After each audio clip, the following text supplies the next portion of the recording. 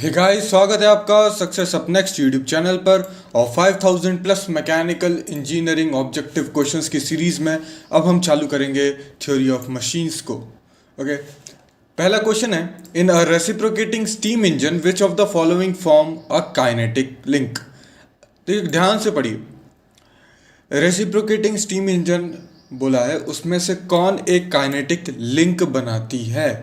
तो kinetic link, अगर इस सिलेंडर पिस्टन डायग्राम को मैं अगर लाइन डायग्राम में कन्वर्ट करना चाहूँ तो आपको कुछ इस तरीके से दिखेगा कि ये मान लो आपका सिलेंडर है, ये उसके बीच में आपका पिस्टन है, यहाँ पे कनेक्टिंग रॉड होगी, ये आपकी क्रैंक होगी और ये इस तरीके से यहाँ पे हिंज्ड होगी।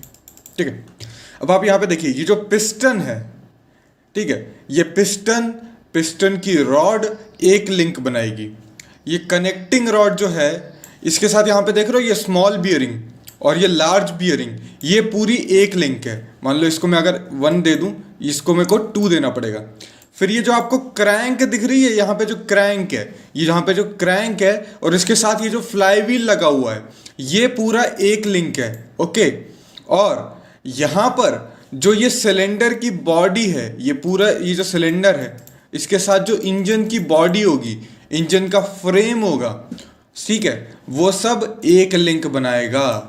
तो कौन इसमें एक लिंक बनाता है? एक लिंक में कौन है? सिलेंडर और पिस्टन अलग अलग लिंक है, दोनों के बीच में रिलेटिव मोशन है स्लाइडिंग का। ठीक है, सक्सेसफुली कंस्ट्रेंट मोशन। आगे देखेंगे क्या होता है। पिस्टन रॉड और कनेक्टिंग रॉड, पिस्टन रॉड जो है यहाँ पे 1 लिंक पे है, कनेक्टिंग रॉड 2nd लिंक पर है, ये भी नहीं। क्रैंक एंड फ्लाईव्हील, बिल्कुल क्रैंक और फ्लाईव्हील एक ही लिंक है, बिल्कुल सही। और फ्लाईव्हील और इंजन फ्रेम एक अलग लिंक नहीं है। फ्लाईव्हील जो है वो क्रैंक के साथ है और फ्रेम और सिलेंडर अलग एक लिंक बनाता है। तो इसका सी ऑप्शन आपको करेक्ट ऑप्शन देखने को मिलेगा। A link or element need not to be rigid body but it to be a resistant body। इसका मतलब क्या होता है? मान लीजिए आपके पास दो ऐसे पुली टाइप की है, उसके बीच में आपने रोप लगा के रखी है या फिर बेल्ट लगा के रखी है। अब ये जो बेल्ट है, ये अपने आप में रिजिड नहीं है, ये बीच से मुड़ रही है। ऐसा नहीं कि इसका शेप ऐसा है तो ऐसा ही रहेगा, ये बीच से मुड़ रही है, पर ये एक रेजिस्टेंट बॉडी है। रेजिस्टेंट बॉडी मतलब जब आप इस पर फोर्स लगाओगे, जब आप इसमें कुछ स्ट्रेसेस दोगे, तो उसके करस्पॉन्डिंग उस बॉडी में भी कुछ स्ट्रेसेस आएगी और वो केपेबल है उस फोर्स को ट्रांसमिट करने के लिए। ओके, तो उस बॉडी को क्या कहेंगे? रेजिस्टेंट बॉडी कहेंगे। जैसे कि एक और एग्जांपल लेते हैं, हाइड्रोलिक लिफ्ट का एग्जांपल आप लो। ठीक है, ये हाइड्रोलिक लिफ्ट है, इस तरीके से बनाई हुई मैंने। ठीक है, यहाँ पे एक प्लेटफॉर्म रहेगा, ठीक है, यहाँ पे एक प्लंजर रहेगा। इस प्लंजर को मैं यहाँ पे दबाऊंगा, आप खुद ही देख सकते हैं, यहाँ पर जो प्रेशर दोनों जगह सेम रहेगा, इस पॉइंट पे और इस पॉइंट पे प्रेशर सेम आएगा, दोनों एक ही फ्लूइड के अंदर है। ठीक है, तो प्रेशर सेम आएगा। ठीक है, अब आप देखो, अगर आप देखो तो फिर प्रेशर सेम है। प्रेशर क्या होता है? Force upon area, force upon area. यहाँ पे F1 लग रहा है, यहाँ पे F2 लग रहा है। ठीक है, तो ये हाइड्रोलिक प्रेस का केस होता है। ठीक है, यहाँ पे A1 जो है वो कम है, ठीक है, और F1 भी, तो फिर क्या हो जाएगा? प्रेशर सेम है। तो अगर A1 कम है तो फिर हमको कम फोर्स में ही प्रेशर मिल जाएगा, और F2 यहाँ पे ज़्यादा है और एरिया भी ज़्यादा है, तो फिर इसको हम लिफ्ट कर जाएंगे। ठीक है, छोटे से फोर्स लगा के हम इस बड़े वाले फोर्स को उठा लेते हैं, यही करते हैं। अब यहाँ पर जो पानी भरा हुआ है, फिलहाल हमारा इंटरेस्ट ये है कि पानी जो है वो रिजिड नहीं है, वो एक रिजिड नहीं है, पर यहाँ पे भी हम फोर्स ट्रांसमिट करा रहे हैं क्योंकि वो रेजिस्टेंट है। यहाँ से अगर हम प्रेशर देंगे तो वहाँ से ये प्रेशर यहाँ पे ट्रांसमिट होगा। कहने की बात ये है। रेलवे ब्रिज एक मशीन है क्या? मशीन क्या होती है? मशीन वो चीज़ होती है जिससे कि हम मोशन पावर ट्रांसमिट करा सकें, पर रेलवे ब्रिज एक जगह रिजिडली रखा रहता है, एक स्ट्रक्चर है। ओके, वहाँ पे आपको कोई भी पावर ट्रांसमिट होते हुए, मोशन ट्रांसमिट होते हुए नहीं दिखेगी, जिसकी वजह से ये मशीन नहीं है। False. The motion between a pair when limited to definite direction irrespective of the direction of the force applied is known as। मान लो कि आपके पास एक स्क्वायर होल है, इस तरीके से स्क्वायर या फिर रेक्टेंगुलर होल है, और उसमें से एक इस तरीके से आपकी एक और रेक्टेंगुलर ही आपकी पास होती है, क्या पास होती है, एक रेक्टेंगुलर शाफ्ट इस तरीके से पास हो रही है। तो उस केस में आपको देखने को मिलेगा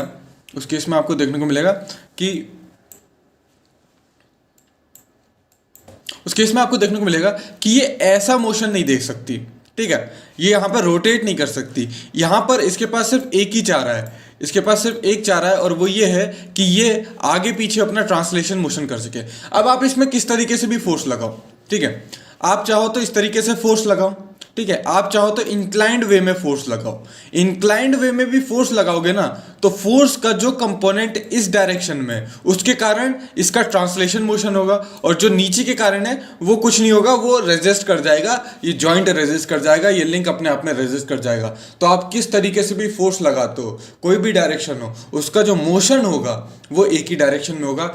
ऐसी जो हमारा जो पेयर होगा उसे हम कहते हैं कंप्लीटली कंस्ट्रेंड मोशन कहते हैं। ऐसी पेयर का जो हमारा मोशन होगा वो कंप्लीटली कंस्ट्रेंड मोशन होगा। फिर a motion between a pair which takes in dash is known as completely constrained incompletely constrained motion. अब मान लेते हैं अगर हमारे पास सर्कुलर होल होता और इस सर्कुलर होल के अंदर हमारे पास एक शाफ्ट डली होती, ठीक है, एक शाफ्ट डली होती, तो अब क्या होता ना कि मान लो अब ये जो शाफ्ट है ये इस डायरेक्शन में यूं भी घूम सकती है, एंटी क्लॉकवाइज में भी घूम सकती है, दोनों डायरेक्शन में, इस डायरेक्शन में भी घूम सकती है, और ऐसे आपका ट्रांसलेशन मोशन भी हो सकता है। तो मोशन जो है वो मोर देन वन डायरेक्शन में है यहाँ पर पॉसिबल, तो उसको कहेंगे इनकम्प्लीटली कंस्ट्रेंड मोशन। कंस्ट्रेंड वो होता है जब हम एक इनपुट दें उसके बदले में हमें सिर्फ एक ही आउटपुट मिले, ठीक है, ऐसा ना हो कि कभी कुछ मिल रहा है कभी कुछ मिल रहा है। एक ही मोशन पॉसिबल हो तो उसको कहते हैं कंप्लीटली कंस्ट्रेंड मोशन। एक से ज्यादा हो तो इनकम्प्लीटली कंस्ट्रेंड मोशन, दो भी हो सकते हैं, तीन भी हो सकते हैं, कुछ भी हो सकता है, ठीक है। अब क्या होता है कि कभी कभी इस शाफ्ट में क्या है कि हम चाह रहे हैं कि इसका सिर्फ एक ही टाइप का मोशन हो, जैसे कि मान लो ये जो शाफ्ट है ये गिलास है, ये इस तरीके गिलास है, सिलेंडर, इसमें एक रॉड यूं डली हुई है, ठीक है, रॉड डली हुई है, ठीक है। अभी ये रॉड ऊपर नीचे हो सकती है, गोल भी घूम सकती है, ठीक है, पर मैंने क्या किया, इस रॉड के इस एंड पे मैंने कुछ भर दिया, यहाँ पे कुछ भर दिया, सैंड डाल दी, कुछ भी डाल दी, ठीक है, और यहाँ से मैंने एक फोर्स लगा के रखा है हमेशा के लिए, ठीक है, एक फोर्स यहाँ से लग रहा है। अब ये ना ऊपर नीचे नहीं जा सकती, इस फोर्स के कारण ये ऊपर नहीं जा सकती, और यहाँ पे बेस पे मैंने कुछ भर दिया तो नीचे नहीं आ सकती। अब इसका मोशन सिर्फ यही हो सकता है, तो मैंने कुछ अरेंजमेंट इस तरीके से किया कि अब इसका जो मोशन है वो सिर्फ एक ही डायरेक्शन में पॉसिबल है, तो उस केस में उसे बोल देते हैं क्या, सक्सेसफुली कंस्ट्रेंड मोशन। कि हमने सक्सेसफुली, मोशन तो दो डायरेक्शन में पॉसिबल था पर हमने कुछ अरेंजमेंट लगा के, कुछ एक्स्ट्रा उसमें एडिशन करके उसको कुछ इस तरीके से डिजाइन कर दिया कि अब उसमें सिर्फ एक ही तरीके का मोशन पॉसिबल हो सकता है, उसको कहते हैं successfully constrained motion. When the connection between the element forming a pair is such that the constrained motion is not complete by itself but by some other means। अपने आप से complete नहीं हुआ था, constrained motion अपने आप से नहीं हुआ था, पर हमने कुछ other means का use करके उसको कंस्ट्रेंड बना दिया, उसको कहते हैं कंप्लीटली कंस्ट्रेंड मोशन नहीं, उसको कहते हैं सक्सेसफुली कंस्ट्रेंड मोशन, ठीक है। The example of completely constrained motion क्या होंगे, तो motion of a square in a square hole, motion of a shaft with collar at each hole, तो इट्स सर कॉलर लगा देंगे तो उसकी वजह से भी वो कंस्ट्रेंड हो जाएगा, तो ये तो सही है। पर motion of a piston in a cylinder of steam engine, ये एक सक्सेसफुली कंस्ट्रेंड मोशन होता है, ये होता है जो पिस्टन पिन वगैरह लगा देते हैं ना, उसकी वजह से क्या रोटेशनल मोशन पॉसिबल नहीं हो पाता। जो पिस्टन है, ऐसा सिलेंडर है आपका, और उसमें जो पिस्टन है यहाँ पे जो पिन लगी रहेगी ना, उस पिन के कारण ये ऐसा नहीं घूम सकता, ना ही ऐसा घूम सकता है, ये सिर्फ आगे पीछे हो सकता है इस पिन के कारण, जो यहाँ पे पिन लगी रहती है, ठीक है। तो उस पिस्टन पिन के कारण इसका मोशन जो है वो सक्सेसफुली कंस्ट्रेंड हो जाता है, कंप्लीटली कंस्ट्रेंड नहीं होता, तो यहाँ पे बी और सी ऑप्शन करेक्ट होंगे। The motion of a shaft in a circular hole is an example of. तो सर्कुलर होल में है तो मैंने बताया आपको ये एक इनकम्प्लीटली कंस्ट्रेंट मोशन होगा। The example of successfully constraint motion, motion of engine valve है ना, motion of shaft in a foot step bearing, जो मैंने गिलास का ऐसा एग्जांपल दिया था सिलेंडर, वो क्या होती है आपकी फुट स्टेप बीयरिंग होती है। Piston reciprocating in engine cylinder, ये सारे क्या हैं सक्सेसफुली कंस्ट्रेंट मोशन है। Which of the following statement is wrong, इनमें से कौन सा रॉन्ग है।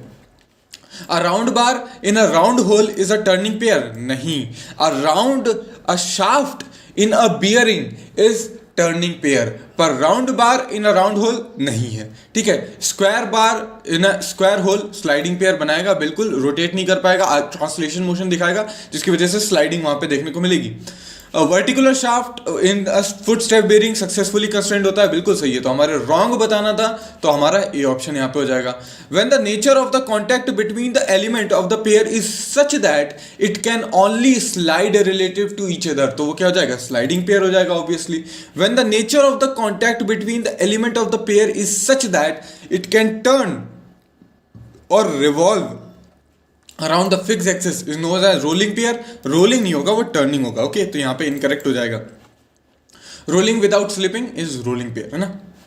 When the nature of the contact between the two element is pair is such that the element can turn about other screw threads, screw threads में जब जाएगा तो जब वो फिक्स एक्सिस के अबाउट रोटेट करेगा तो फिर उसका एक ट्रांसलेशन मोशन भी होगा, जैसे कि स्क्रू थ्रेड्स फंसे हुए हैं, इस तरीके से स्क्रू थ्रेड्स हैं अगर, ठीक है, और ठीक है इस तरीके से। अब इसके ऊपर अगर एक नट लगा रहेगा ना, इधर कोई नट रहेगा, और अगर आप उसका ट्रांसलेशन मोशन करो, आप उसको रोटेट करोगे तो वो रोटेट तो होगा, इस एक्सिस के अलाउंग रोटेट तो होगा, साथ में उसका ऊपर की तरफ या नीचे की तरफ ट्रांसलेशन मोशन भी होगा। और वो ट्रांसलेशन मोशन, ये कंबाइंड मोशन जो है वो कहलाएगा आपका स्क्रू पेयर कहलाएगा, स्क्रू पेयर कहलाएगा, हेलिकल मोशन हो जाएगा। यहाँ पर अगर कोई एक पॉइंट ले लोगे सर्कमफेरेंस पे तो वह ऐसे जाएगा, ऐसे गोल गोल घूमते ऊपर जाएगा, हेलिकल मोशन हो जाएगा उसको। अ sliding pair has a completely constraint motion, sliding pair जो होता है कंप्लीटली कंस्ट्रेंट मोशन होता है, बिल्कुल सही है। Which of the following is an example of sliding pair, piston and cylinder reciprocating in engine, ये आपका सही है। Shaft collar with the both end fitted, ये हो जाएगा, ये आपका नहीं होगा, है ना। और lead screw in a lead nut, ये तो आपका स्क्रू पेयर हो गया। बॉल सॉकेट जॉइंट तो अपना अलग ही होता है ना। Ball and socket joint screw pair होते हैं क्या, नहीं, ball and socket joint screw pair नहीं होते, ठीक है। Which of the following is an open pair, open pair इसमें से कौन सा है, तो कैम एंड फॉलोवर जो होगा वो आपका ओपन पेयर हो जाएगा। Next, the lead screw of a lathe with the nut forms, तो स्क्रू पेयर आपका हो जाएगा ऑब्वियसली, इसमें तो कोई दिक्कत है नहीं। विच of the following is a turning pair, इनमें से टर्निंग पेयर कौन है, पिस्टन सिलेंडर, ये तो आपका रेसिप्रोकेटिंग हो गया। Shaft collar with both end fitted in a circular hole, तो ये आपका हो जाएगा टर्निंग पेयर। और लीड स्क्रू जो हो जाएगा लेथ नट में, वो आपका स्क्रू पेयर बनाता है। बॉल सॉकेट जॉइंट तो आपका बनाएगा ही अलग, ठीक है।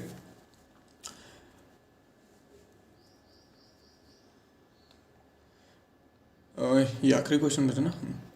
When the two element of a pair have a surface contact with relative to each other, जब surface contact होता है, ठीक है, तो उस केस में वो हमारा क्या हो जाता है, लोअर पेयर हो जाता है। और पॉइंट और लाइन कांटेक्ट होता है तो वो हमारा हायर पेयर हो जाता है, ठीक है।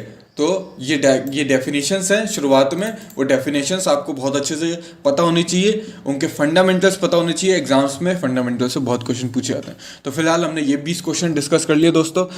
हम नेक्स्ट पार्ट में डिस्कस करेंगे। Thanks for watching and as always have a nice day.